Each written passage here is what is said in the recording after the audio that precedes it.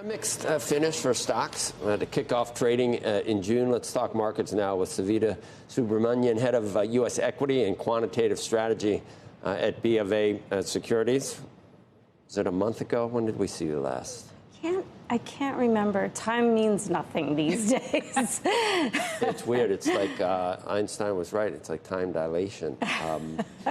You've been feeling pretty positive. I have, yeah. And does the divergence from the Dow, 1,500 points, whatever it is, that from the highs, has that got you concerned, or you expect the Dow to catch up with the NASDAQ? Right. The Dow is supposed to be this sort of wonderful canary in the coal mine of industrial activity. I mean, I think the indices themselves are a little bit flawed right now because, you know, if you look at the S&P 500, it's, you know, 7 stocks. If you look at the Dow, it's pretty, you know, top heavy. So I almost feel like when you peel back the onion and you look at the underlying stock market, what makes me feel better is that earnings are coming in positive for a broader array of companies in the S&P. It's not just the Magnificent Seven that's doing all of the work for the index. So I think that's bullish.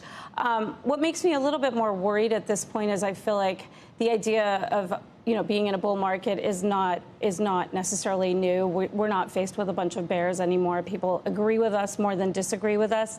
So it feels great to go into a meeting and be agreed with, but it doesn't feel like we're fighting that wall of worry anymore. I mean, I don't know if you can count on multiple expansion.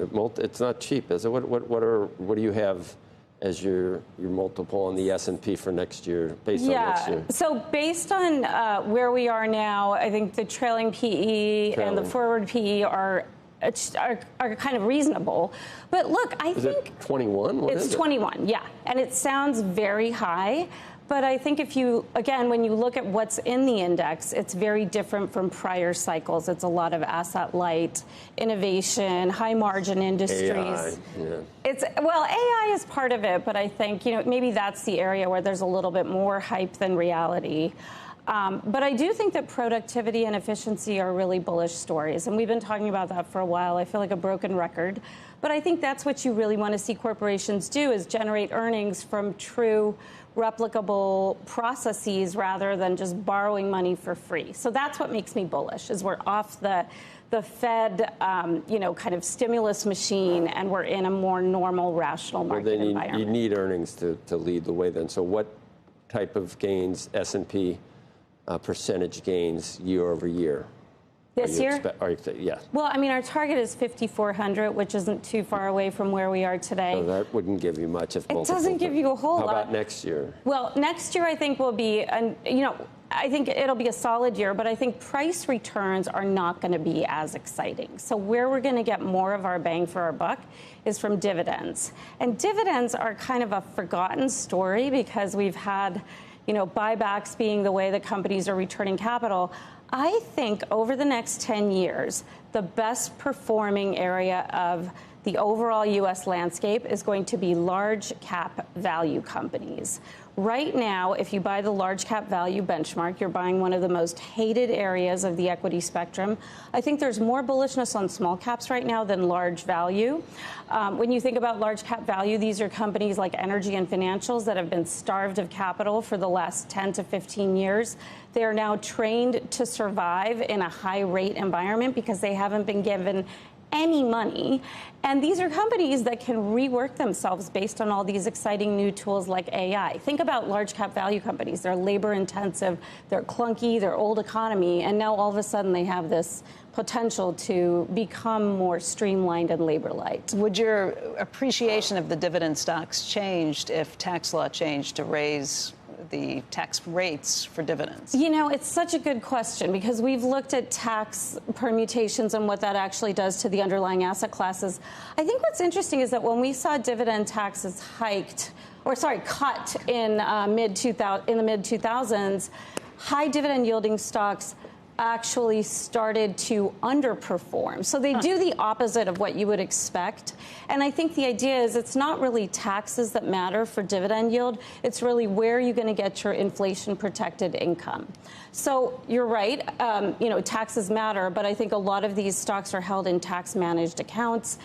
taxes aren't as important in our quant work as one would imagine. I thought that was one of the biggest surprises when we're studying all these different facets of the market. So you're happy you're not obsessing about the Fed, but we still need to talk probably about the Fed. We're in a 2% GDP world, and that allows the Fed eventually to cut a couple of times this year? Is that your base case? I mean, I think that we might be in a higher nominal GDP world. And they shouldn't cut it all then. My sense is that there's a very high, reasonable probability that the Fed doesn't cut it all this year. This is what our economists tell us.